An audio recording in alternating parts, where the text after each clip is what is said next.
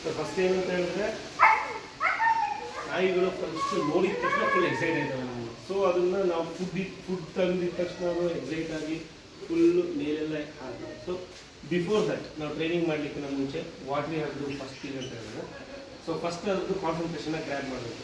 ಈಗ ಅದು concentration grab ಆಗಿದೆ. ಸೊ ನಂತರ ಫುಡ್ ಇದೆ, ಫುಡ್ ಇಟ್ಟು ನೋ ಫಸ್ಟ್ ನಾವು ಅದು ಎಕ್ಸೈಟ್ಮೆಂಟ್ನ ಸ್ಟಾಪ್ ಮಾಡಬೇಕು.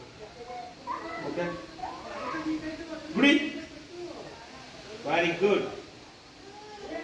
No goody, down down down, yes, no no no, down down, yes, no no, very good. So first ಕೆಲಸ ನಾವು ಮಾಡಬೇಕಾಗಿದೆ ಇದು ಸರ್. ವೆನ್ ಅದು ಓಕೆ ಕಾಮ್ ಆಗಿದೆ ಅಂತ ಹೇಳಿದ್ಮೇಲೆ ನೆಕ್ಸ್ಟ್ ನಾವು ಲೀಶ್ ಮಾಡಬೇಕು.